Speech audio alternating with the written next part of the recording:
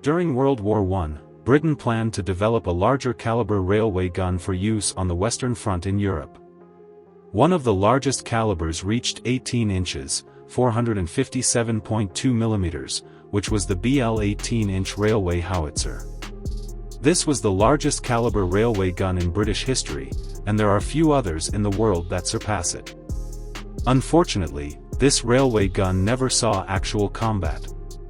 The BL 18-inch railway gun was manufactured by the Elswick Ordnance Company, and around the end of 1917, Britain began planning the development of this super-large caliber artillery.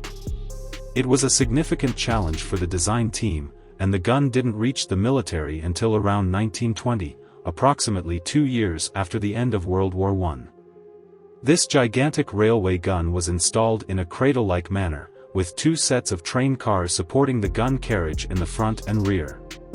The gun was positioned relatively high, with the axle almost level with the roof of a regular train car. Although this design caused the center of gravity to be high, it allowed enough space for the gun barrel to be raised, and during combat, it required the deployment of stabilizing legs on both sides. The gun barrel was 16 meters long, with a caliber of nearly 35, and the entire artillery system weighed 85.7 tons. The gun could elevate from 0 degrees to 40 degrees and had a left and right traverse of only 2 degrees. It required high-quality railways for operation, and in actual use, temporary rail construction was often necessary to align with the target direction. The emphasis of the artillery was on the power of the ammunition. Its shells exceeded those of the 13.5-inch guns, 342.9 mm caliber, deployed on the front lines. Therefore, the requirement for range was somewhat reduced. It fired separate loading ammunition, with a shell weighing 1134 kilograms, an initial muzzle velocity of 570 meters per second, and a maximum range slightly exceeding 20,000 meters. Operating such a gun required a crew of 24 people, but in reality, many more personnel were needed, including those for ammunition supply and surveillance. Therefore, the 24 people were just the crew operating the gun. Despite the assistance of lifting equipment, the firing rate of the gun was not ideal. The Royal Ordnance website provided data indicating a rate of 2 shots per hour. However, the high power of the ammunition compensated for this limitation.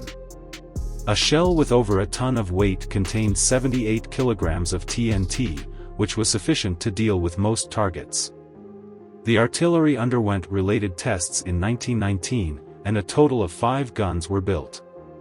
During its service, the artillery was in an awkward period. Firstly, World War I had ended, and European countries were in a period of temporary rest, rendering the artillery temporarily useless. Secondly, the design concept of the artillery no longer matched the era's development.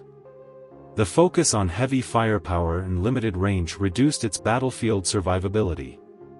Some large-caliber howitzers developed during the 2 world wars had a range not much inferior to it. The British preserved these 18-inch guns, and during World War II, they were brought out again for defense against a possible German invasion. There were plans to develop specialized armor-piercing shells for later counterattacks in Europe, possibly to confront the German Siegfried Line, but these plans were abandoned due to the development of large bombs for air dropping. Unfortunately, the BL 18-inch railway gun remained in service for decades without seeing any actual combat.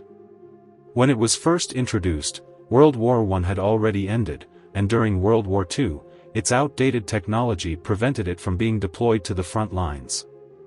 After World War II, 4 of the 5 guns were scrapped, and the remaining gun, known as Gun No. 1, was successfully preserved to this day.